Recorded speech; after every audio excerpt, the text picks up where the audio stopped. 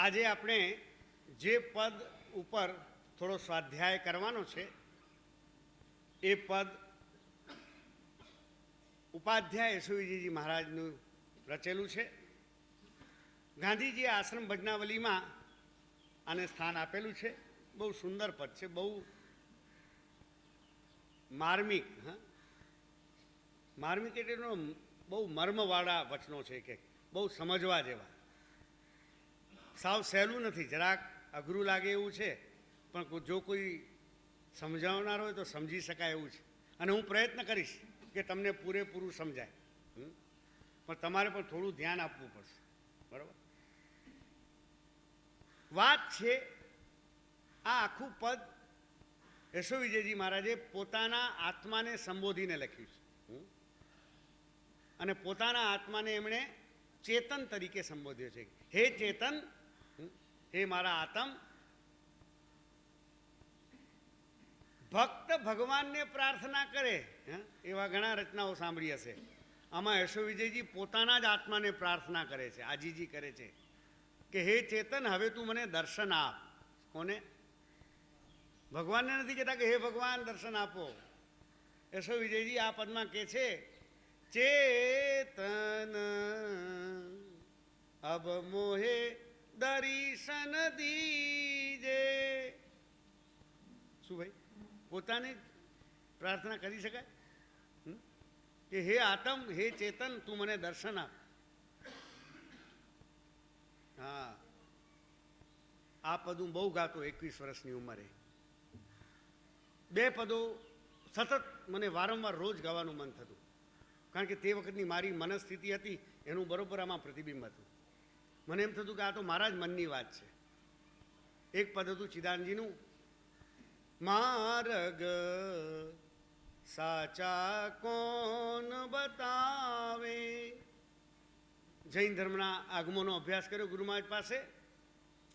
ગુરુ મહારાજે સંસ્કૃત અર્ધમાગધીનો અભ્યાસ કરાવ્યો, કાવ્ય વાંચ્યા, છંદ વાંચ્યા, અલંકાર શાસ્ત્ર, બધા શાસ્ત્રો ભણાવ્યા. પછી તર્કશાસ્ત્ર, અને તર્કશાસ્ત્ર પછી દર્શનશાસ્ત્ર, જૈન દર્શન, બૌદ્ધ દર્શન, સાંખ્ય દર્શન, વેદાંત દર્શન. 10 વર્ષની ઉંમરે દીક્ષા લીધીને 20 વર્ષ, 10 વર્ષ સુધી સતત અભ્યાસ અભ્યાસ અભ્યાસ. અને એ દર્શનશાસ્ત્રોનો અભ્યાસ કરી ભારતના બધા ધર્મોને, દર્શનોને, ફિલોસોફીઓ બધું મગજમાં ભરી દીધું. બધી જાત જાતની વાતો, આત્મા છે ને આત્મા નથી ને, ઈશ્વર છે ને ઈશ્વર નથી ને, આત્મા એક છે ને આત્મા અનેક છે ને, આત્મા વિરાટ છે ને આત્મા અણુ જેવો છે ને. દરેકની જુદી જુદી વાતો ને જુદી જુદી દલીલો.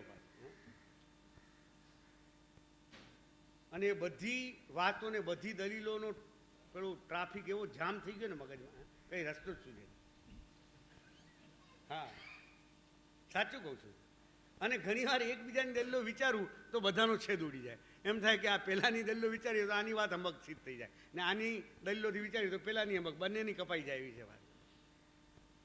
અને પછી તો મને એમ જ લાગતું કે આ બધી બુદ્ધિની પટાબાજી સિવાય કાંઈ નથી. કોર્ટમાં પેલા હોશિયાર વકીલો ઊભા થાય ને એકબીજાની દલીલો કાપતા હોય ને, અને સામાન્ય માણસને તો બીજાને એમ લાગે કે હવે આ દલીલ કરે છે એટલે આ જીતી જ જશે ને સજા થશે. પણ પછી બીજો સામા પક્ષનો વકીલ ઊભો થઈને માય લોર્ડ, મારા મિત્રે એમ કહીને ધીરે ધીરે એવું કાપે એટલે હા આ તો આપણે વિચાર્યું જ નહીં. આ તો સાલું આ દર્શનશાસ્ત્ર વાંચો ને એટલે આવી જ હાલત થાય. ઈશ્વરવાદીની દલીલ વાંચો ત્યારે લાગે ના સાલું આ જગતનો કરતાં કોઈક ઈશ્વર તો હોવો જોઈએ. અરે એક નાનકડું કંઈક સર્જન કરવું હોય તો એનો કોઈ કરતા હોય છે, તો આવું વિરાટ વિશ્વ, આ બધું તંત્ર ચાલી રહ્યું છે, એનો કરતા કોઈક ચલાવનાર તો કોઈ હોય કે નહીં? એક પછી એક દલીલો આપે. ત્યાં નિરીશ્વરવાદી ઊભો થાય ને એ કે ઈશ્વરે સર્જન કર્યું છે આ વિશ્વ, એમ તે ઈશ્વર તમારો કેવો છે, દયાળુ કે કઠોર? જો ઈશ્વરે કર્યું તે કેવો છે, સર્વશક્તિમાન કે અશક્તિમાન? નાના, સર્વશક્તિમાન. તો આવું વિચિત્ર શું કરવા સર્જ્યું? જો ઈશ્વરે જ વિશ્વ સર્જવું હતું તો સુંદર જ સર્જવું હતું ને. એમાં દુઃખ શું કરવા મૂક્યું, રોગો શું કરવા મૂક્યા, પીડાઓ શું કરવા મૂકી? જો ઈશ્વર જ બધું કરાવતો તો કામ, ક્રોધ, લોભ શું કરવા મૂક્યા માણસમાં? દયા, કરુણા, પ્રેમ, પરોપકાર જ મૂકવા હતા ને. હા, એ દલીલો કરે. ઈશ્વર કરતા હરતા છે બધું, એની ઈચ્છા વિના પાંદડું નથી હાલતું, તો આ બધું વિચિત્ર આવું કેમ સર્જ્યું છે ઈશ્વરે? તો એ વાંચી દે કે સારી આ વાત તો વિચારવા જેવી છે. આ તર્કશાસ્ત્ર જ્યારે ભણો ને પછી દર્શનશાસ્ત્ર વાંચવા બેસો ને તો આ બુદ્ધિનું એવું વલણું થાય, એવું વલણું થાય. અમને એમ કહેવાય કે અમે તર્કશાસ્ત્ર ભણવું એટલે શું ખબર છે? બાલની છાલ ઉખેડવાની. શેની? આ વાળ હોય ને એ વાળની છાલ ઉખેડવાની. એવું ઝીણું ઝીણું આવે. બદામ ખાઈને બેસવું પડે સાંભળવા માટે. અને એ બધાથી જ્યારે ઉલટું ધીરે ધીરે મથામણ કરતાં બધા પરથી વિશ્વાસ ઉઠતો ગયો. અને મેં એકવાર જાહેરમાં કીધું છે, કદાચ ઇન્ટરવ્યૂમાં, કે 20 વર્ષની ઉંમરે બહારથી જૈન મુનિ તરીકેનું જીવન હતું. પ્રેમસુરી મહારાજની સાથે રહેતા હતા. સવારના પ્રતિક્રમણ ને પડીલેહણ ને પછી દેરાસર દર્શન કરવા જવાનું ને પછી ગાથાઓનો સ્વાધ્યાય કરવાનું ને નવકારસી ને ગુરુવંદન ને પછી શાસ્ત્રોનો અભ્યાસ ને એકાસના ને બેસણા ને આંબીલ ને ઉપવાસ ને છઠ ને અઠમ બધું કર્યું. તપશ્ચર્યાઓ ને ભણવાનું તો આમ તમે સ્કૂલ કોલેજમાં શું ભણતા હતા? અમે રોજના 8-8, 10-10 કલાક, હા, રોજના 100 શ્લોક કંઠસ્થ કર્યા છે અને 100 શ્લોક નવાએ બનાવ્યા છે. એવા વર્ષો હતા એ બધા. સૂરજ ક્યાં ઉગે ને ક્યાં આથમે ખબર નહોતી પડતી અમને. દીક્ષા લીધા પછી શરૂઆતના 10 વર્ષ મને યાદ નથી કે બા મહારાજ જોડે કોઈ દી અમે વાત કરી હોય, મને યાદ નથી આવતું. પિતાજી જોડે કોઈ દી વાત કરી યાદ નથી આવતું. એવું ભણ્યા હતા. પ્રેમસુરી મહારાજનું એક જ રસ, ખૂબ ભણાવવાનું સાધુ. પણ એ બધું ભણ્યા પછી બધી આત્માની વાતો બધી વાંચી બહુ, સાંભળી બહુ. સાચું સુખ બહારમાં નથી, આત્મામાં છે. સંસારના સુખ તો કેવા છે? ક્ષણિક. ખરો આનંદ તો આત્મા. ક્યાં આનંદ? પેંડો ખાઈએ તો મીઠો લાગે છે. ગરમીમાંથી આવીને પાણી ઠંડુ મળે માટલાનું તો હાશ થાય છે. ઇન્દ્રિયોના આનંદ તો સમજાતા હતા. આ આત્માના આનંદની વાતો બહુ સાંભળી, પણ કંઈ અનુભવ. અમેરિકા તો આવું છે ને અમેરિકામાં તો આવું છે. બહુ સાંભળ્યું, જોયું છે ખરું, અનુભવ્યું નથી, બધું સાંભળેલું જ છે. અને એ વખતે આ અંદરમાં ધીરે ધીરે વાતો વિશે તો ઠીક, પણ પછી ક્રિયાઓમાં પણ રસ રહ્યો. આનંદ મળતો ન હોય અને ક્રિયા કરવી પડે. હા, હું સાચું કહું છું. મોટું પ્રતિક્રમણ આવે ને મને એમ થાય કે આ જલ્દી પૂરું થાય તો સારું. મને ક્યારે કંટાળો આવતો ત્યારે ક્રિયાઓમાં બહુ કંટાળો, લાંબી લાંબી ક્રિયાઓમાં બહુ કંટાળો આવતો. તપસ્યા બધા કરે, મારાથી કંઈ બહુ થતી. ઠીક છે, હવે એકાદ દિવસ ભૂખ્યા રહીએ, 2 દિવસ, હવે પછી છતાં કરતા, બધું કરતા. હા, વિહારે કરતા ને લોચે કરાવતા ને તપસ્યા કરી છે ને બધું કર્યું છે. પણ એમાંથી કંઈ બહુ આનંદ આવી જતો તો એવું નહોતું. એ વખતે યશોવીજી એક તો ચિદાનંદજીનું પદ મળ્યું કે માર્ગ સાચા કોણ બતાવે, જાકું જાય પૂછીએ તે તો અપની અપની ગાવે. હા, જેને જે લે પેલો તપ વાળો તપના ગાણા ગાયા કરે, તપ કરો તો કલ્યાણ થશે આત્માનું. પેલો જપ વાળો કે નહીં નહીં, રોજના 1000 નવકાર ગણો. જપ વિના કલ્યાણ નથી થવાનું. જૈન દર્શનવાળા જૈન દર્શનના ગાણા ગાયા કરે, વેદાંત દર્શનવાળા વેદાંતના, બૌદ્ધ દર્શનવાળા બૌદ્ધ દર્શનના, બધા પોતપોતાની વાત. માર્ગ સાચા કોણ બતાવે, જાકું જાઈ પૂછીએ તે તો અપની અપની ગાવે. માર્ગ સાચા કોણ બતાવે. પછી ઘણી કડી છે. મત વેદાંત બ્રહ્મપદ ધ્યાવત નિશ્ચય પકુરધારી, મીમાંસકતે કર્મ પદે પુની ઉદય ભાવ અનુસારી, નૈયાયિક નય વાદ ગ્રહીને ઈશ્વર કોઉ ઠરાવે. 4 વાક નિજ મનઃ કલ્પના શૂન્યવાદ કોઈ ઠાને, કહત બૌદ્ધ તે બુદ્ધ દેવ મ. એમ બધી એક એક દર્શનની વાતો છે. અને પછી ચિદાનંદજી છેલ્લે કહે છે, કહત બહુ 4 વાક નિજ મનઃ, કહત બૌદ્ધ તે બુદ્ધ દેવ મમ, શૂન્ય રૂપ દર્શાવે, ઇનમે ભય અનેક ભેદ. પાછા એક એક દર્શનમાં કેટલા ભેદો છે.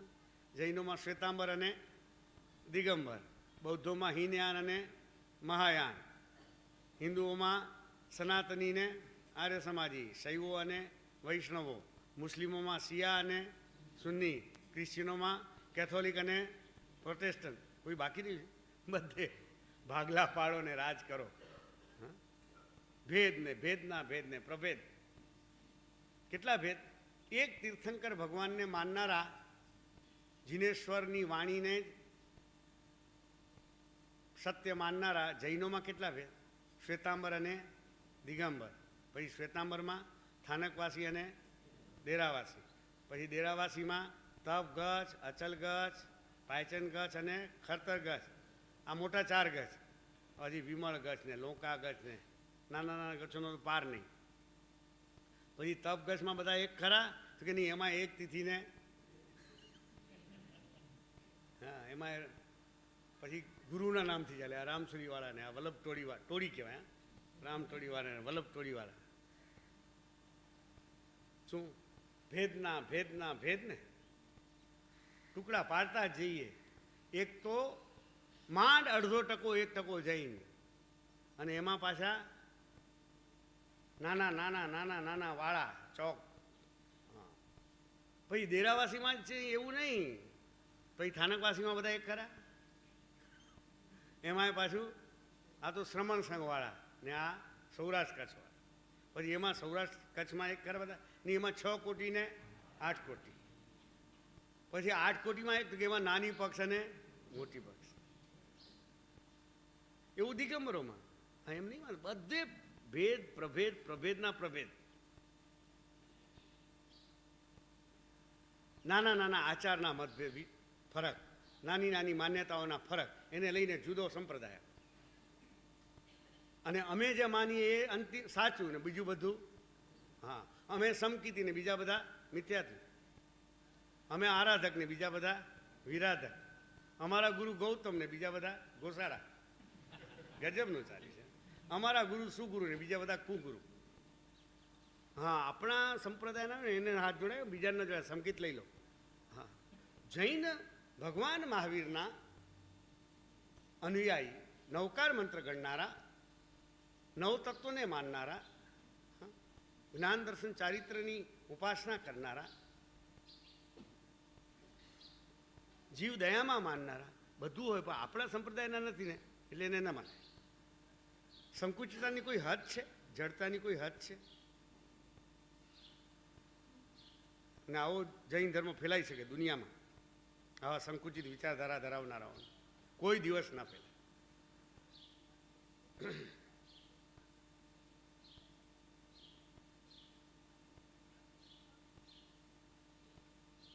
યશો વિજયજી મહારાજ ને ચિદાનંદજી મહારાજ, એમના સમય પણ આવી જ કંઈક સ્થિતિ હતી. એમણે પણ એમની રચનાઓમાં એની વ્યથા જાહેર કરી છે. આનંદજીને ગાવું પડ્યું, ગચ્છના ભેદ બહુ નયન નિહાળતા, તત્વની વાત કરતા ન લાજે. આ ગચ્છના ભેદ જોઈએ છીએ ત્યારે તત્વની વાત કરતા લાજતા નથી? શરમ નથી આવતી તમને? એક બાજુ તત્વની વાત કરો છો અને બીજી બાજુ નાના નાના ગચ્છના ચોકા અલગ ઊભા કરીને સમાજને છિન્ન ભિન્ન કરી રહ્યા છો. ગચ્છના ભેદ બહુ નયન નિહાળતા, તત્વની વાત કરતા ન લાજે. ધામ ધૂમે ધમાધમ ચલી, જ્ઞાન માર્ગ રહ્યો દૂર રે. જૈન સંઘની આ જે વિચિત્ર સ્થિતિ, છિન્ન ભિન્નતા, એક બાજુ એ હતી. બીજી બાજુ અનેક દર્શનોની જે વિવિધ વાતો, એ બધું વાંચીને ભણીને મનમાં તર્ક વિતર્ક ઘણા બધા, એ બધાની વચ્ચે આ પદ રચાયેલું છે. અને ત્રીજી બાજુ આનંદગંજી જેવા યોગીઓના પરિચયથી યશો વિજયજીને એ જ ખ્યાલ આવી ગયો કે સાચો આનંદ કંઈક છે ખરો, પણ એ આવા યોગીઓ પાસે છે. યશો વિજયજી કાશીથી ભણીને આવતા હતા. ગામે ગામ સામૈયા થાય છે, સ્વાગતો થાય છે, પ્રવચનોમાં ભીડ ઉમટે છે ને વિહાર કરતા કરતા મેળતા આવ્યા છે. કાશીથી ભણીને આવે છે બધા, સર દર્શનમાં પારંગત. મેળતાના સંઘે સ્વાગત કર્યું. ઉપાશ્રયમાં યશો વિજયજીના વ્યાખ્યાન ગોઠવાયા. એ જ મેળતામાં વર્ષો સુધી રહી ગયેલા આનંદગંજી, જે આબુમાં ગુફામાં રહેતા હતા, એમણે સાંભળ્યું કે યશો વિજયજી નામના કોઈ મુનિ કાશીમાં વેદાંત દર્શન, યોગ દર્શન, બધા દર્શનો ભણીને આવે છે. આનંદગંજીને થયું, લાવ જોઉં તો ખરું કે આ ભગવાન મહાવીરની પરંપરામાં આવો વિદ્વાન સાધુ છે, તો લાવ જોઉં એક કેવું જ્ઞાન એણે પ્રાપ્ત કર્યું છે. વ્યાખ્યાન સભા બેઠી છે. સાધુઓ, સાધ્વીઓ, શ્રાવકો, શ્રાવિકાઓનું ભીડ જામી છે. આનંદગંજી આબુની ગુફાઓમાંથી બહાર નીકળી ઉતરી વિહાર કરતા આવી પહોંચ્યા છે. સભા ભરાયેલી હતી, પાછળ આવીને બેસી ગયા સાધુઓની સભામાં, અને યશો વિજયજીનું વ્યાખ્યાન ચાલી રહ્યું છે.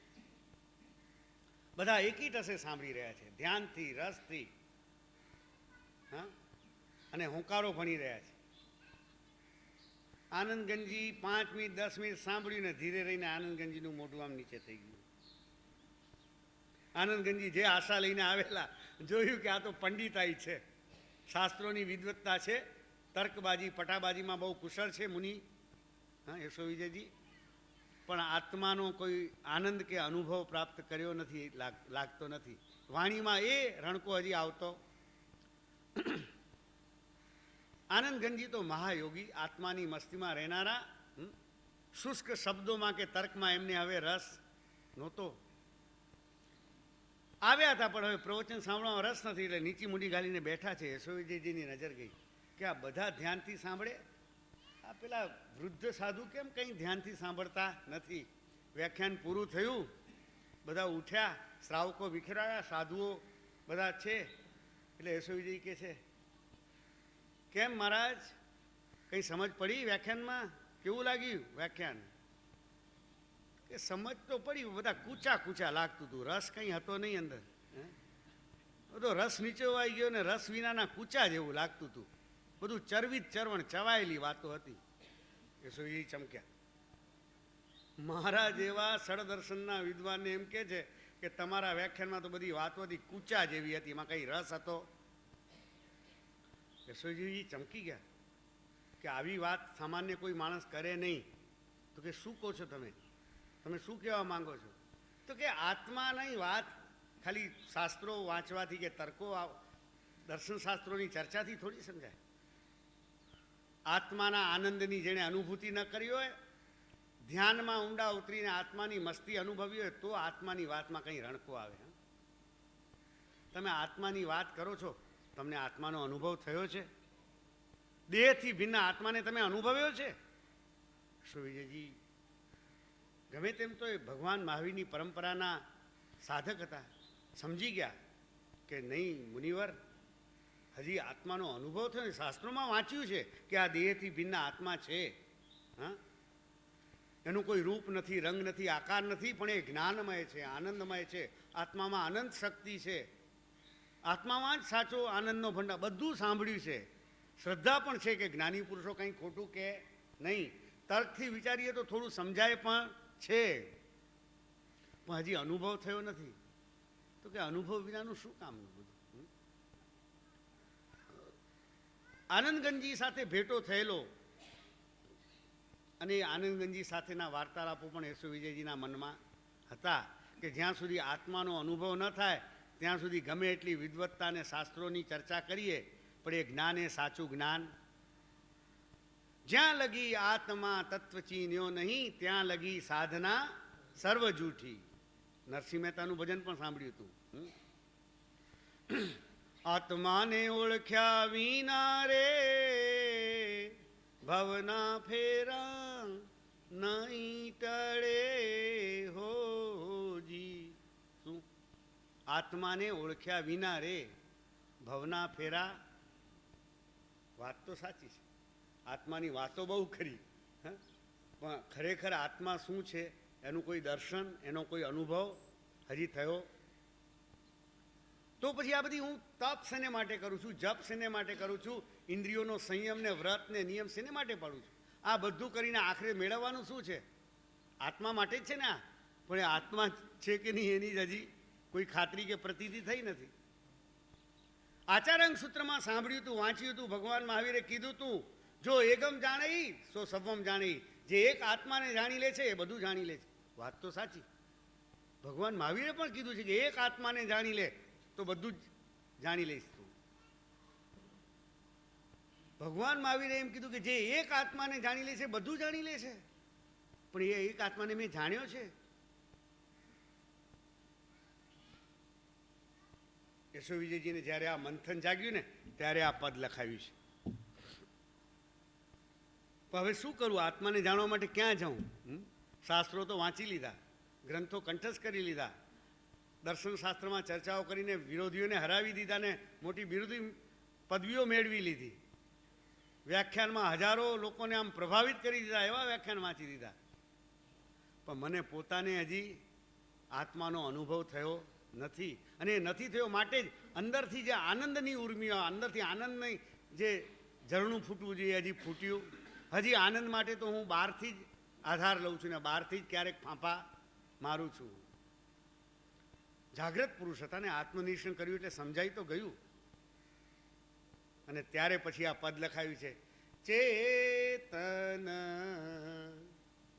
અબ મોહે દર્શન દીજે, ચેતન અબ મોહે દર્શન દીજે, તુમ દર્શને શિવ સુખ પામીજે, તુમ દર્શને ભવ છીજે, ચેતન અબ મોહે દર્શન દી, તુમ દર્શને શિવ સુખ પામીજે. શિવ સુખ એટલે મોક્ષનું સુખ. મોક્ષના સુખની વાતો તો મેં બહુ સાંભળી છે, પણ જ્યાં સુધી હે આત્મા, હે ચેતન, તારું દર્શન ન થાય, તારો સ્પષ્ટ અનુભવ ન થાય, ત્યાં સુધી એ મોક્ષના સુખ કયો એની મને સાચી સમજ પડવાની. કારણ કે શાસ્ત્રોમાં વાંચ્યું છે કે જ્યારે જીવને સમ્યક દર્શન થાય છે, આત્મદર્શન થાય છે, દેહથી ભિન્ન આત્માનો અનુભવ થાય છે, ત્યારે એને અપૂર્વ આનંદની અનુભૂતિ થાય છે. રાગ દ્વેષની ગ્રંથિ ભેદાય છે, ગ્રંથિભેદ થાય અને અપૂર્વ આનંદની અનુભૂતિ થાય છે. જો મને આત્માની અનુભૂતિ પ્રાપ્ત થાય તો જ આ અપૂર્વ આનંદની અનુભૂતિ થાય અને આત્માનો આનંદ, મોક્ષનો આનંદ કેવો હોય એની ખાતરી થઈ જાય. તુમ દર્શને શિવ સુખ પામી છે. હા, સંસારના સુખો ભલે ક્ષણિક તો ક્ષણિક, પણ એને મેં અનુભવ્યા છે. પણ તમે જે શાશ્વત સુખની, સ્વાધીન સુખની, અનંત સુખની વાત કરો છો એનો હજી અનુભવ કર્યો? એનો અનુભવ તો આ આત્માના દર્શનથી જ થઈ શકે. તુમ દર્શને શિવ સુખ પામી જે, તુમ દર્શને ભવ છીજે. અને મારા મનમાં આજે સતત નવી નવી ઈચ્છાઓ જન્મ્યા જ કરે છે, જે મને ભવમાં ભટકાડ્યા કરે છે. નવી નવી ઈચ્છાઓ, નવી નવી વાસનાઓ, અને મારા મનને સતત જે ચંચળ રાખે છે. આ બધાનો અંત ક્યારે આવે? જો અંદરમાં જ કોઈ આનંદનું કેન્દ્ર મળી જાય તો આ બહારની ભટકવાનું બધું ઓછું થઈ જાય. તુમ દર્શને શિવ સુખ પામી જે, તુમ દર્શને ભવ છીજે. ભવ એટલે સંસારનું ભ્રમણ, એ મારું છીજે એટલે કે અટકે. તો કે અત્યાર સુધી આત્માને ઓળખવા માટે કંઈ નથી કર્યું કે બહુ કર્યું, બહુ ક્રિયાઓ કરી, બહુ તપસ્યાઓ કરી, બહુ વ્રતો પાળ્યા, બહુ નિયમ પાળ્યા, કંઈ એમ જ નથી બેઠા રહ્યા. પણ આ બધું કરવા છતાં હવે એમાં કોઈ રસ રહ્યો, આનંદ આવતો નથી. એટલું જ નહીં, હવે એ બધું જુઠ્ઠું લાગે છે. સાંભળજો, યશો વિજયજી મહારાજ જેવા જ આ હિંમત કરી શકે કહેવાની. જૈન સંઘના એક નેતા પદે રહેલા મહાવિદ્વાન, અનેક શિષ્યોના ગુરુ, અનેક ભક્તોના તારણહાર ગણાતા માર્ગદર્શક એ યશો વિજયજી અહીં લખે છે, તુમ કારણ તપ સંયમ ક્રિયા કહો કહા લગ કીજે. હે આત્મા, તને મેળવવા માટે મેં સંસાર છોડ્યો, સાધુપણું લીધું, ગુરુઓને સમર્પિત થયો, ગુરુઓએ કીધું એ શાસ્ત્રો ભણ્યો, ગુરુએ કીધું એ મુજબ તપસ્યાઓ કરી, ગુરુએ કીધું એ મુજબ વ્રત, નિયમ, સંયમ બધું હું પાડું છું. પણ આ બધું ક્યાં સુધી કરવાનું મારે? 1 વર્ષ ગયું, 2 વર્ષ ગયા, 5 વર્ષ ગયા, 10 વર્ષ ગયા, હજી ક્યાં સુધી મારે કરવાનું? કેમ કોઈ રિઝલ્ટ મળતું નથી? દુકાન ખોલો, ફર્નિચર સરસ બનાવો, માલ સારામાં સારો લાવો, દુકાન ખોલીને બેસો, એડવર્ટાઇઝ આપો, ગ્રાહકો આવતા હોય, પણ સાંજ પડે હિસાબ જુઓ તો નફો દેખાતો ન હોય. દિવાળીએ સરવૈયું નેગેટિવ દેખાતું હોય તો વિચાર કરો કે નહીં કે આમ કેમ થાય છે? તુમ કારણ તપ સંયમ કિરિયા કહો કહા લગ કીજે, तुम दर्शन बिन या सब झूठी अंतर चेतन भीजे हमारो, अंतर चेतन भीजे चेतन अब मोहे दर्शन दीजे. तुम दर्शन बिन या सब झूठी, આ બધી ક્રિયાઓ મને હવે જૂઠી લાગે છે, નિરર્થક લાગે છે. જો એક વાર સમજો, જે શબ્દ યશોજીજી વાપરે એ જ નરસિંહ મહેતા વાપરે છે. જ્યાં લગી આત્મા તત્વ ચીન્યો નહીં, ત્યાં લગી સાધના સર્વ જૂઠી. એ જ વાત યશોજીજી કહે છે કે તુમ કારણ તપ સંયમ ક્રિયા કહો કહાં લગ કીજે, તુમ દર્શન બિન યા સબ જૂઠી. ધર્મ ક્રિયાઓ, સંસારની ક્રિયાઓની વાત નથી આ. જીનેશ્વર દેવોએ બતાવેલી, જ્ઞાની પુરુષોએ બતાવેલી ધર્મની ક્રિયાઓ કરું છું, પણ એ બધી મને જુઠ્ઠી લાગે છે. એનો અર્થ શું? આવું કહેવાય? આવું લખાય?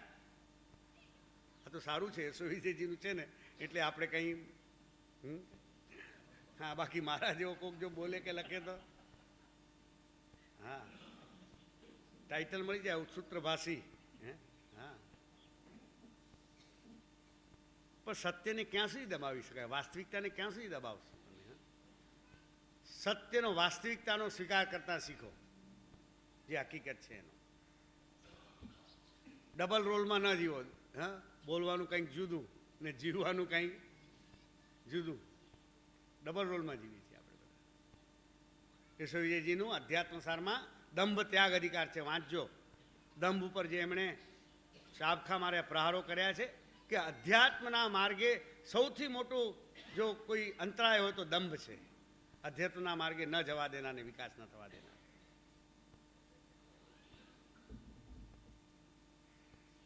ચાલો,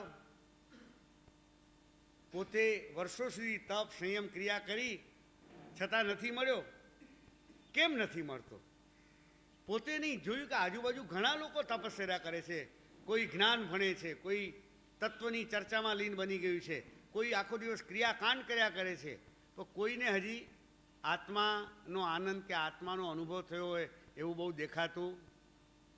ક્રિયા મૂઢમતી હે જન કોઈ, જ્ઞાન ઓર કું પ્યારો.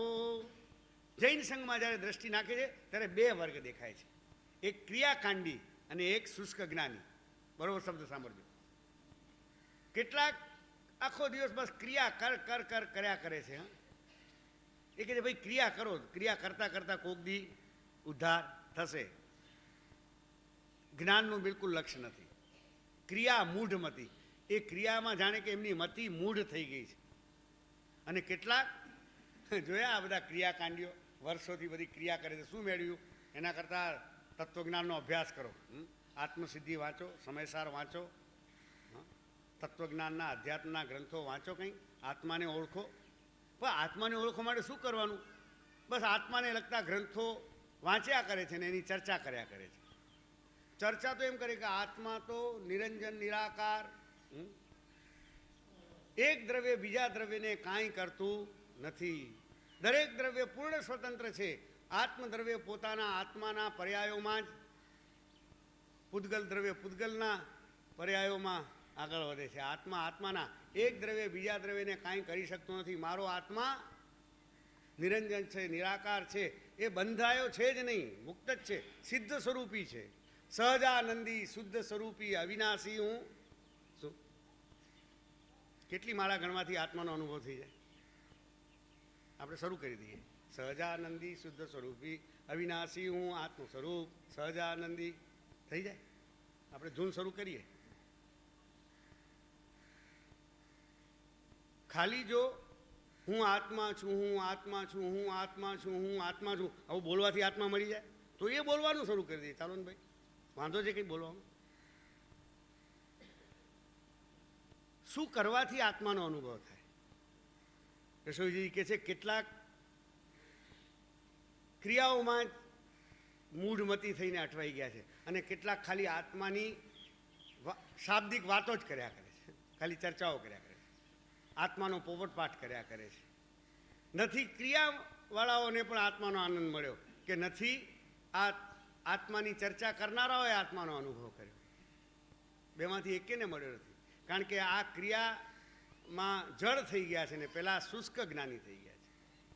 ક્રિયા મૂઢમતી હે જન કોઈ જ્ઞાન ઓર કુ પ્યારો, મિલિત ભાવ રસ દો ન ચાખે, તું દોનું સે ન્યારો, ચેતન અબ મોહે દર્શન દીજે. આ જ્ઞાન અને ક્રિયા એ બંનેનો જ્યાં મિલન થાય છે, જ્યાં સમ્યક જ્ઞાનપૂર્વકની સમ્યક ક્રિયા છે, જ્યાં એ બંનેનું સમ્યક મિલન થાય છે અને પછી જે આત્માના આનંદનો રસ પ્રગટે છે એ તો બેમાંથી એકે નથી ચાખ્યો. મિલિત ભાવ રસ દોઉ ન ચાખે, બે જણામાંથી કોઈ એ ચાખ્યો નથી. અને તું દોનું છે ન્યારો, આવા એકાંગી ક્રિયાકાંડીઓ ને એકાંગી શુષ્કગાનીઓ એ બંનેથી તું તો જુદો જ છે, ન્યારો જ છે.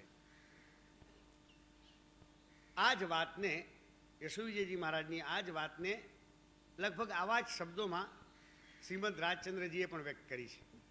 એમનો બહુ જાણીતી રચના આત્મસિદ્ધિ શાસ્ત્ર, એની શરૂઆતમાં જ એમણે કીધું છે, કોઈ ક્રિયા જળ થઈ રહ્યા શુષ્ક જ્ઞાનમાં, કોઈ માને માર્ગ મોક્ષનો કરુણા ઉપજે. ભગવાન મહાવીરે તો કીધું તું કે એકલી ક્રિયાથી પણ મુક્તિ નથી ને એકલા જ્ઞાનથી પણ મુક્તિ નથી. જ્ઞાન અને ક્રિયા એ તો સાધનાના રથના બે પૈડા છે. રથમાં એક પૈડું હોય ને બીજું પૈડું ન હોય તો રથ ચાલે? ભગવાન મહાવીરે કીધું તું જ્ઞાન ક્રિયાભ્યામ મોક્ષ. જૈનાચાર્યોનું આ વચન છે કે જ્ઞાન અને ક્રિયા એ બંને ભેગા થાય છે, જ્યાં બંનેનું મિલન થાય છે, બંનેનો સમન્વય થાય છે, ત્યાં જ મુક્તિ માર્ગ પ્રગટ થાય છે. આ જ્ઞાન અને ક્રિયાનો સમન્વય કરવાને બદલે, બેનું મિલન કરવાને બદલે એકાંગી ક્રિયામાં અટવાઈ ગયા અને એકાંગી જ્ઞાનની શુષ્ક વાતો કરનારા એ બંને આગળ આત્માનો વિકાસ સાધી શકતા નથી સાચો. કોઈ ક્રિયા જળ થઈ રહ્યા શુષ્ક જ્ઞાનમાં, કોઈ માને માર્ગ મોક્ષનો. અને આવા એકાંગીને જુએ ત્યારે જ્ઞાની પુરુષોને શું થાય? કરુણા ઉપજે જોઈ. એ જીવો પ્રત્યે એમની જડતા, એમની અજ્ઞાનતા અને એમની વાચાળતા જોઈને જ્ઞાનીઓના હૃદયમાં કરુણા સિવાય બીજું કાંઈ ઉપજતું નથી. જ્ઞાનીઓ વિચારે છે કે આ બિચારા ક્યારે આ એકાંગીપણામાંથી બહાર આવશે અને ક્યારે ખરેખર આત્માનો સાચો અનુભવ પામશે.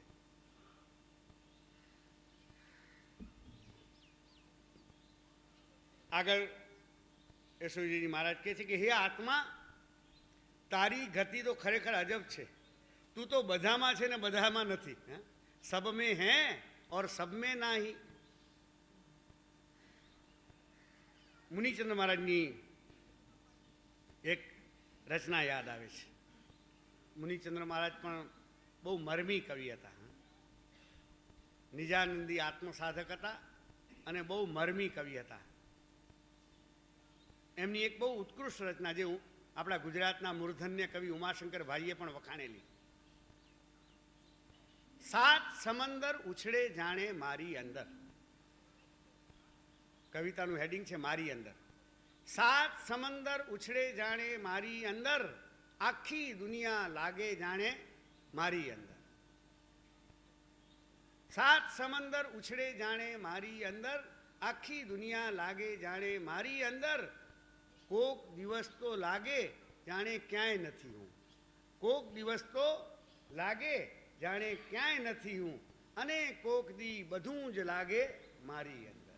અને કોક દી બધું જ લાગે મારી અંદર.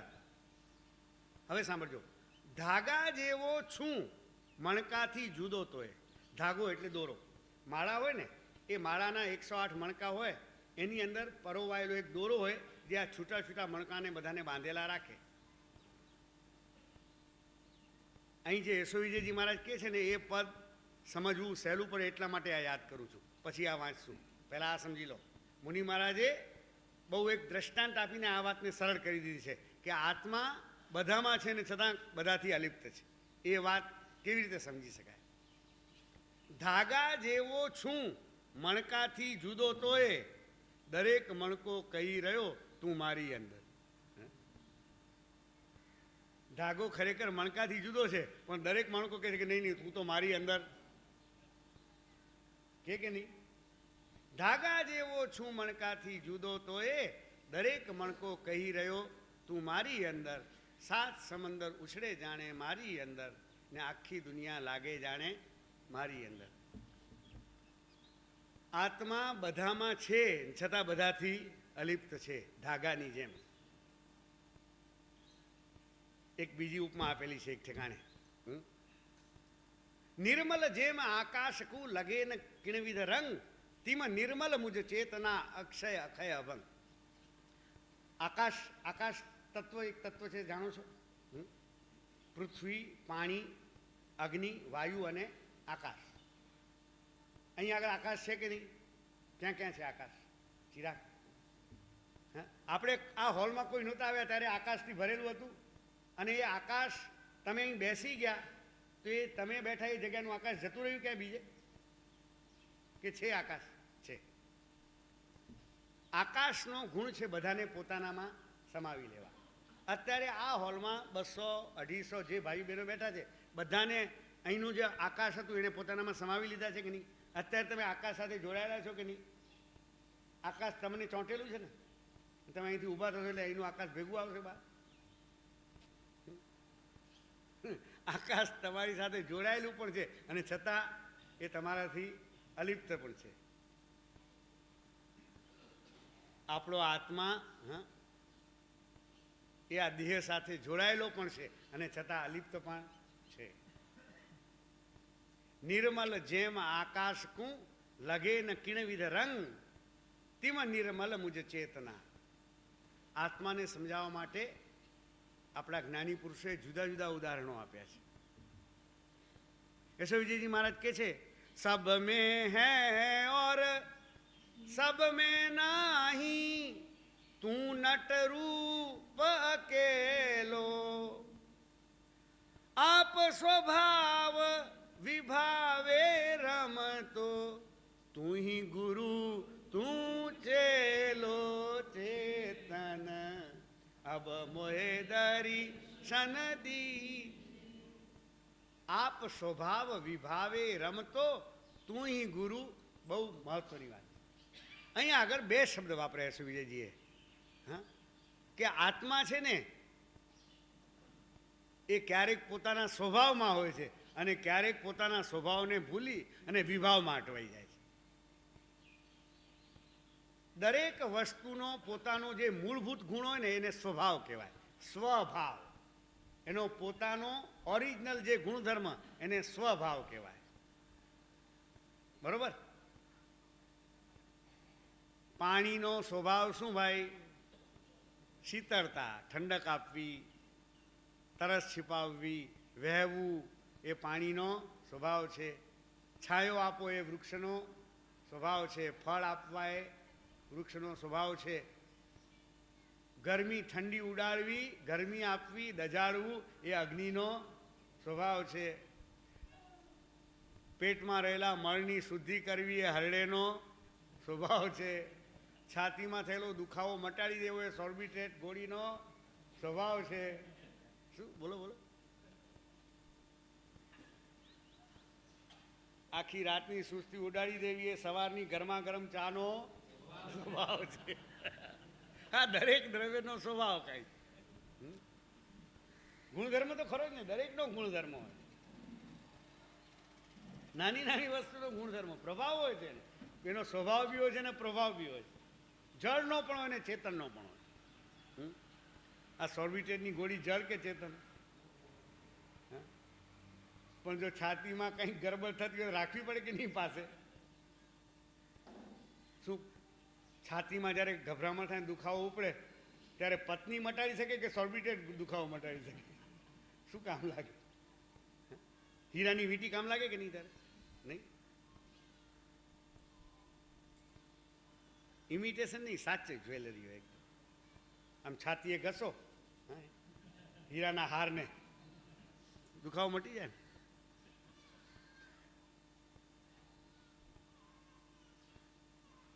એક નાનકડી ઘેનની ગોળી લો ને ઘસઘસાટ ઊંઘી જાઓ તમે. ઊંઘી જાઓ કે નહીં? હા, એનો પ્રભાવ દરેક વસ્તુનો સ્વભાવ. અગ્નિનો સ્વભાવ છે ઉષ્ણતા, પાણીનો સ્વભાવ છે શીતળતા, હરડેનો સ્વભાવ છે મળ શુદ્ધિ કરવી, પારાની ગોળી. જૂના જમાનામાં અનાજ બગડી ન જાય ને, અનાજ સડી ન જાય એટલા માટે અનાજની કોઠીમાં પારાની ગોળી મૂકતા, ખબર છે? અને એ ગોળી ખાલી પડી રહે તો એ અનાજને સડવા, એટલે શું અંદર પેલું પારાની ગોળી અંદર આમ જપ કર્યા કરે, હે અનાજ તું સડીશ નહીં, હે અનાજ તું સડીશ નહીં.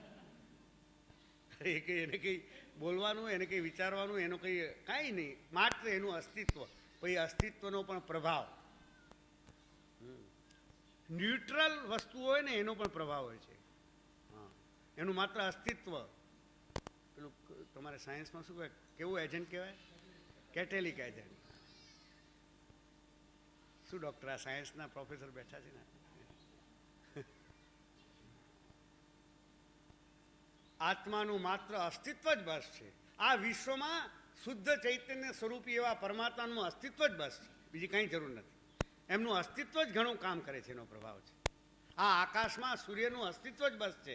શું ભાઈ, આ સૂર્ય છે એ આ દુનિયાને કંઈ આપે છે? એનાથી દુનિયાને કંઈ લાભ થાય છે સૂર્યથી? આ આકાશ મંડળમાં સૂર્ય ન હોય તો આ સવાર પડી, અંધારું દૂર થયું, પ્રકાશ પથરાયો, આ ઓક્સિજનનું પ્રમાણ વધ્યું, આ લીલોતરી ઉગે છે, વાતાવરણ શુદ્ધ થાય, આ બધું કોના પ્રભાવે? એટલે આકાશમાં પેલો સૂર્ય છે એ બેઠો બેઠો આમ ભાવ કરે છે ને કે મારે હિન્દુસ્તાનને પ્રકાશ આપવો છે ને પાકિસ્તાનને નથી આપવો, એવું છે? ના ના, મોડું થઈ ગયું, જલ્દી જલ્દી ઉગી જાઉં, 6 વાગી ગયા. ભાઈ, સૂર્યને કોઈ ભાવ હોય, કોઈ વિચાર હોય, કોઈ ઈચ્છા હોય કે આમ કરું કે આમ કરું? કાંઈ નહીં. સૂર્યને કોઈ ઈચ્છા નથી, કોઈ વિચાર નથી, કોઈ ભાવ નથી. એ તો પોતે પોતાના સ્વરૂપમાં સ્થિર છે. પણ એનું માત્ર અસ્તિત્વ એ દુનિયાને કંઈ લાભ કરે કે ન કરે? કરે.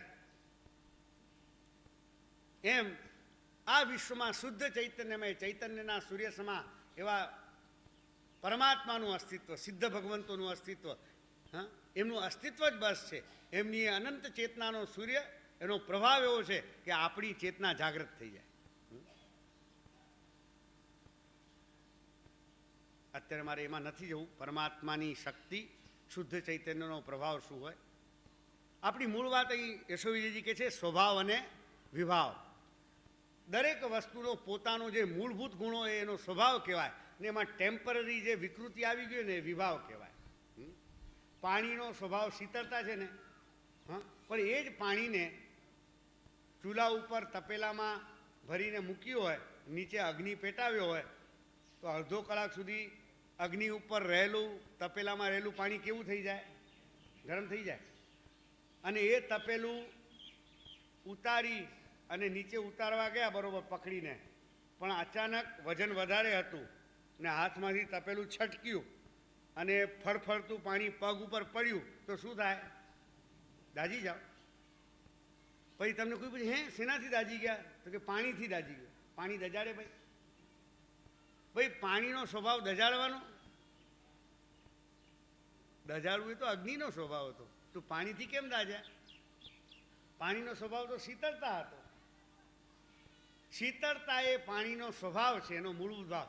પણ એ જ્યારે અગ્નિના સંયોગમાં આવ્યું વિપરીત ગુણધર્મવાળા તત્વના, તો એનામાં વિપરીત ભાવ આવી ગયો, વિરુદ્ધ ભાવ એનામાં આવી ગયો. એ એનો સ્વભાવ નથી, એનો વિભાવ છે, વિપરીત ભાવ છે, વિરુદ્ધ ભાવ, એનું નામ વિભાવ. પણ એ પરમેનન્ટ નથી. એ તપેલા જો ચૂલા પરથી ઉતારીને થોડી વાર રાખી મૂકો, પછી પાણી ગરમ રહે 12 કલાક સુધી? ન રહે. એ થોડીક વારમાં જ એનું વિભાવ જતો રહે ને પાછો પોતાના સ્વભાવમાં આવી જાય. હા, ગરમ રાખવું હોય તો ચૂલા પર ને ચૂલા પર. હા, તમારી રસોઈને ગરમ રાખવી હોય તો શું ગરમ ગરમ દાળ ગરમ શાક જોઈતા એના એ પેલા સ્પેશિયલ વાસણો આવે છે કે સતત ગરમ રહે એ માટે. એને ઉષ્ણ વસ્તુના સંપર્કમાં સતત રાખવું પડે તો એની ઉષ્ણતા ટકે, નહીં તો ન ટકે. નહીં તો પાછું એ શીતળ થઈ જાય. શીતળતા એ પાણીનો સ્વભાવ, ઉષ્ણતા એ પાણીનો વિભાવ. શીતળતા એ પાણીની પ્રકૃતિ, ઉષ્ણતા એ પાણીની વિકૃતિ. એમ આત્માનો સ્વભાવ શું ને વિભાવ શું? બોલો, આત્મા કેવો છે? જ્ઞાનમય કે અજ્ઞાનમય? જ્ઞાન એ આત્માનો સ્વભાવ, અજ્ઞાન એ આત્માનો વિભાવ. આત્મા કેવો છે? આનંદમય કે ઉદ્વેગમય? આનંદમય, સચ્ચિદાનંદમય. કેમ? હા, આનંદ એ આત્માનો સ્વભાવ છે, ઉદ્વેગ શોક એ આત્માનો વિભાવ છે. આત્મા કેવો? દ્વેષમય કે પ્રેમમય? પ્રેમ આત્માનો સ્વભાવ કે વિભાવ? સ્વભાવ. એને રાગ ન કહેવાય.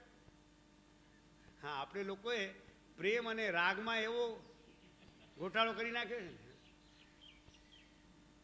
અત્યારે ચર્ચા નહીં કરું, પાછું વિષયાંતર થઈ જશે. ઘણી વાર સમજાવ્યું છે મેં કે પ્રેમ એ આત્માનો ગુણ છે ને રાગ એ મોહનીય કર્મના ઉદયથી આવતો વિભાવ છે. આત્માનું જળ પ્રત્યેનું આકર્ષણ એ રાગ કહેવાય ને ચૈતન્યનું ચૈતન્ય પ્રત્યેનું સહજ આત્મીયતાનો ભાવ આકર્ષણ એ પ્રેમ કહેવાય. આત્માનું દેહ પ્રત્યેનું મમત્વ હોય ને તે રાગ કહેવાય, પણ આત્માનું આત્મા પ્રત્યેનું જે સહજ આકર્ષણ હોય એને પ્રેમ કહેવાય. અત્યારે આપણે એની ચર્ચામાં નથી જોવું. ભગવાન મહાવીરને રાગ કોઈના પ્રત્યે નહોતો, પણ જગતના પ્રાણી માત્ર પ્રત્યે વાત્સલ્ય હતું કે નહીં? કરુણા હતી કે નહીં? એક બાજુ એ વિતરાગ પણ હતા ને બીજી બાજુ વિશ્વ વત્સલ પણ. હા, વિતરાગતા અને વાત્સલ્ય બે સાથે રહી શકે? રહી શકે, કારણ કે બંને વસ્તુ જ જુદી છે. બરોબર ને? જ્ઞાન, પ્રેમ, આનંદ, શાંતિ, શક્તિ આ આત્માનો સ્વભાવ છે. અને અજ્ઞાન, ઉદ્વેગ, શોક, ક્લેશ, દ્વેષ, અશક્તિ આ બધા આત્માના સ્વભાવ નથી, વિભાવ છે, વિકૃતિઓ છે. યશોજીમાં કહે છે, હે આત્મા, તું જ્યારે તારા સ્વભાવમાં હોય ત્યારે તું પોતે જ ગુરુ છે અને તું તારો સ્વભાવ ભૂલી અને પર વસ્તુના સંયોગથી વિભાવમાં અટવાઈ જાય ત્યારે તું શિષ્ય છે, એટલે કે શિખામણને યોગ્ય છે. શિષ્યનો અર્થ શું? જે શિખામણને યોગ્ય હોય એનું નામ શિષ્ય. હા, આપ સ્વભાવ વિભાવે રમતો, તું ही गुरु तू चेलो, सब में है और सब में नहीं, तू नट रूप अकेलो. आप स्वभाव विभावे रमतो, તું ही गुरु તું चेलो. चेतन अब मोहे दरी सन दीजे, तुम दर्शने शिव सुख पामीजे, तुम दर्शने भव छीजे. चेतन अब मोहे दर्शन दी. આ શરીરની અંદર આ શરીર, પાંચ ઇન્દ્રિયો, આ મગજ, આ લાગણીઓનું કેન્દ્ર હૃદય, આ બધું જે કંઈ અત્યારે આપણા અસ્તિત્વના, વ્યક્તિત્વના, જીવનના અંગો છે. હા, આ શરીર હાલે છે, ચાલે છે, આંખો જોઈ શકે છે, કાનો સાંભળે છે, હા, નાક સૂંઘે છે, જીભ ચાખી શકે છે, આખા શરીરમાં સ્પર્શનો અનુભવ થાય છે, મગજમાં વિચારોનું ચક્ર ચાલે છે, હૃદયમાં લાગણીઓ. પણ આ બધું ક્યાં સુધી? અંદરમાં પેલો ચેતન રામ છુપાયેલો છે ત્યાં સુધી. એ જો નીકળી જાય તો રામ બોલો ભાઈ. પહેલાં ચૂંટી ખણો તો એ જે રાડ પાડતો હતો એને આખો ને આખો હળગાવી દો તો હવે બોલતો. શું ક્ષમતા આવી ગઈ બહુ?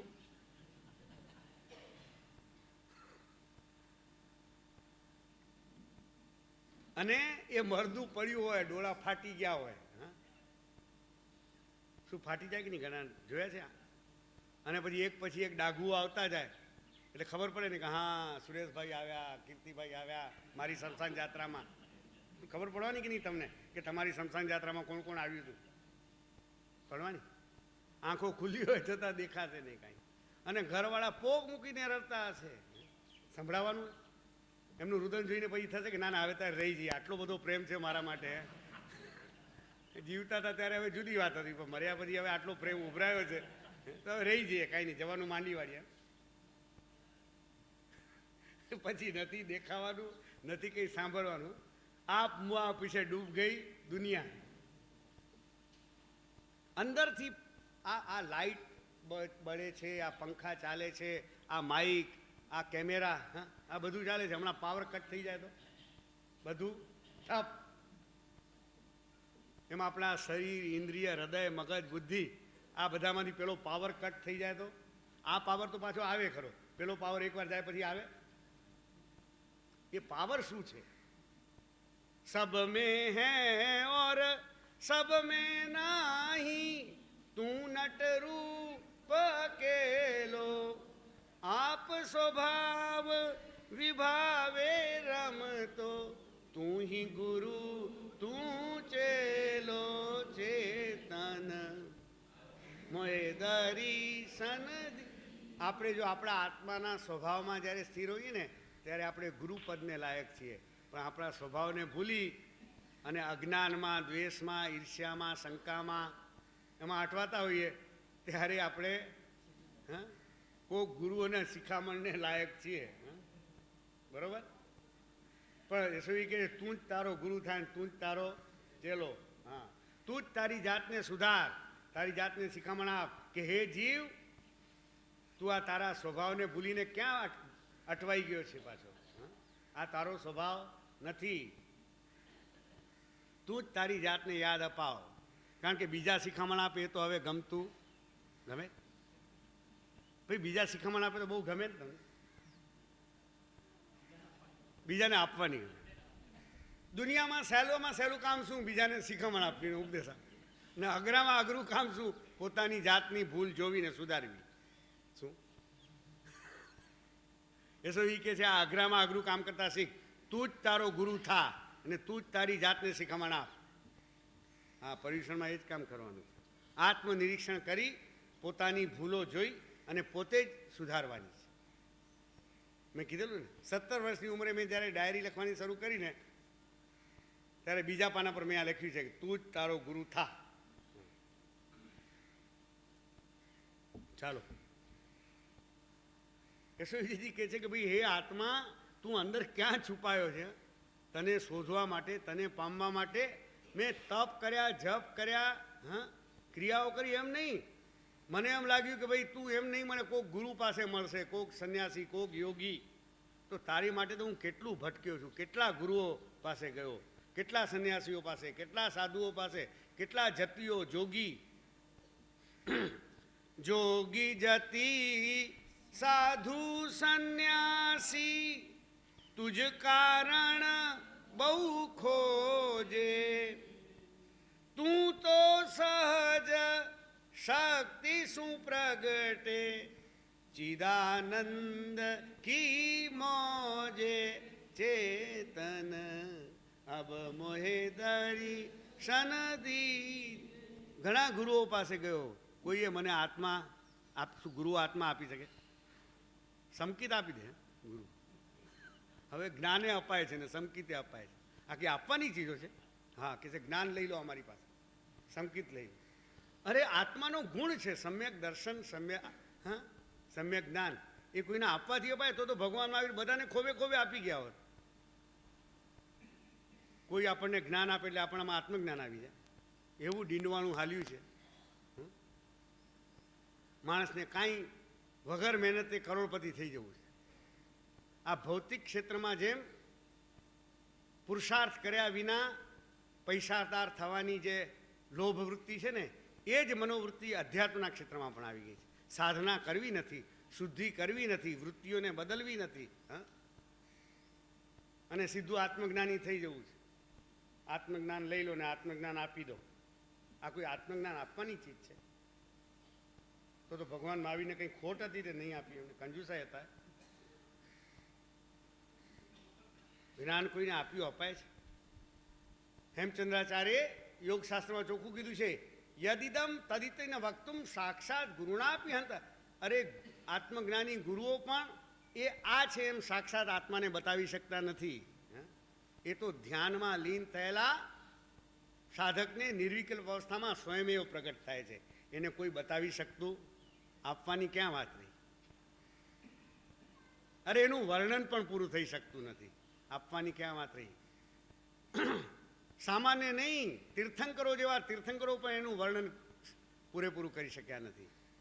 જેની પાસે પૂર્ણ જ્ઞાન, જ્ઞાનાતિશય અને પૂર્ણ વાણીનો અતિશય, વચનાતિશય એવા તીર્થંકરો પણ જે પદ શ્રી સર્વજ્ઞે દીઠું જ્ઞાનમાં આત્માનું શુદ્ધ સ્વરૂપ કહી શક્યા નહીં, તે પણ શ્રી ભગવંત જો તેહ સ્વરૂપને અન્ય વાણી તો શું કહે, અનુભવ ગોચર માત્ર રહ્યું તે જ્ઞાન જો, અપૂર્વ અવસર એવો ક્યારે આવશે. યશોજીએ કીધું છે કે જેને આત્માનું જ્ઞાન થાય ને, આત્માનો અનુભવ એ કંઈ કહેવા નથી જતા. जिन्हीं पाया तिन्हीं छिपाया, न કહે કહું કે કાન में, ताली लागे जब अनुभव की तब समझे एक शान में, हम मगन भये प्रभु ध्यान में.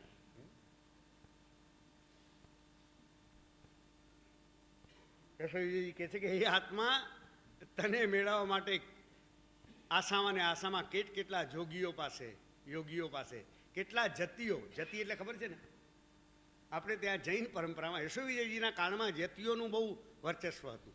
મોગલ યુગમાં જે મુસ્લિમ બાદશાહો હિન્દુઓ પર અત્યાચાર કરતા, મંદિરો તોડતા, સ્ત્રીઓનું શિયળ લૂંટતા, જ્ઞાન ભંડારોને બાળી નાખતા, તે વખતે આપણા જૈન સંઘના દીર્ઘદ્રષ્ટા આચાર્યોએ મંદિરો અને જ્ઞાન ભંડારોની સંઘની રક્ષા કરવા માટે વિદ્વાન અને પ્રભાવશાળી સાધુઓને એક જવાબદારી સોંપેલી કે તમારે એક ક્ષેત્રમાં રહેવાનું. મહત્ત્વના જેટલા શહેરો હતા, અમદાવાદ, પાટણ, ખંભાત, બિકાનેર, ઉદયપુર, દરેક ઠેકાણે એક એક વિદ્વાન સાધુને મૂકવામાં આવ્યા કે તમારે જે મુસ્લિમ બાદશાહો આવે ને એ લોકોની એક જે જરૂરિયાત હોય છે કે એમના રાજકુમારોને ભણાવવાનો પર્શિયન ભાષા અને ઉર્દુ, અને એમની રાણીઓ બીમાર પડે તો એની ચિકિત્સા કરવાનું. આયુર્વેદ, જ્યોતિષ બધું શીખી લો અને રાજા અને પ્રજા બંનેને ઉપર પ્રભાવ પાડી અને એવું સ્થાન મેળવો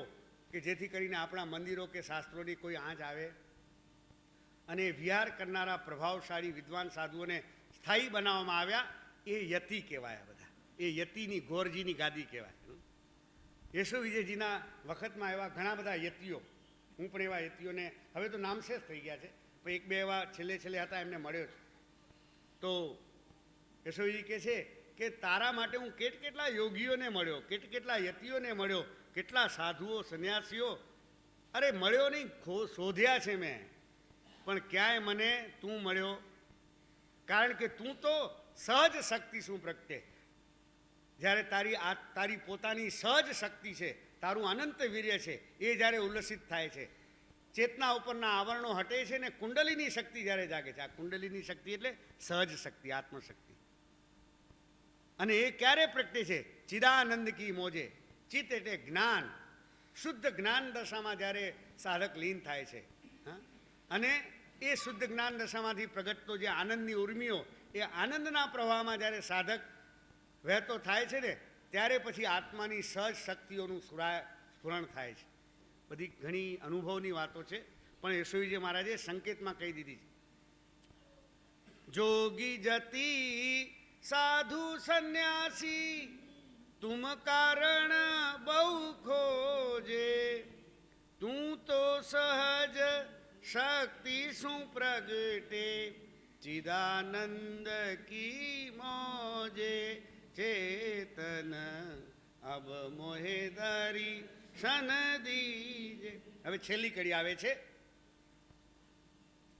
અકળ અલખ પ્રભુ તું બહુરૂપી, તું અપની ગતિ જાને। અકળ એટલે જેને કરી ન શકાય, અલખ એટલે જેને લખી ન શકાય, એવો પ્રભુ એટલે સર્વ શક્તિવાન પૂર્ણ, એવો તું હે આત્મા, તું પોતે જ પ્રભુ છે એટલે પૂર્ણ છે અને છતાં બહુરૂપી છે, તું અનેક રૂપ ધારણ કરે છે। તું અપની ગતિ જાણે, અને તારી ગતિ તો તું જ જાણી શકે, બીજા કોઈ એને જાણી શકતું નથી। પણ તારું આવું અકળ અલખ અગમ રૂપ છે, અગમ રૂપ આગમ અનુસારે, પણ તાવારા આવા અકળ અલખ ને અગમ રૂપને આગમ ગ્રંથો જીનેશ્વરો ભગવંતોની વાણીના અનુસારે સેવક સુજસ વખાણે। સુયશ એટલે યશો વિજયજી, યશો વિજયજી પોતાની રચનાઓમાં છેલ્લે સુયશ શબ્દ વાપરે છે કે આ જીનેશ્વરોની વાણીને આધારે તારું આવું અકળ અગમ જે સ્વરૂપ છે એના હું વર્ણન કરી રહ્યો છું। પણ આજ સુધી વર્ણન તો બહુ કર્યું, હે ચેતન હવે મને તું દર્શન આપ, તું દર્શન આપ, તું દર્શન આપ। આ આત્મદર્શનની ઝંખનાનું આ પદ છે। મારા સાધના કાળમાં માર્ગ સાચા કોણ બતાવે અને ચેતન અબમોહે દર્શન દીજે, આ બંને જાણે કે મારા હૃદયની ઝંખનાને જ વ્યક્ત કરતા પદો છે એવું મને લાગવાથી હું ગાતો હતો, અને એ ગાતા ગાતા જ પરમાત્માની કૃપાથી અંદર એવી કંઈક પ્રક્રિયા પણ થઈ કે આ યશો વિજયજીનું જ બીજું એક પદ છે, સખી રિયાજ આનંદ કી ઘડી આઈ, સખી રિયાજ આનંદ કી ઘડી આઈ, કર કે કૃપા પ્રભુ દર્શન દીનો, ભાવ કી પીડ મિટાઈ।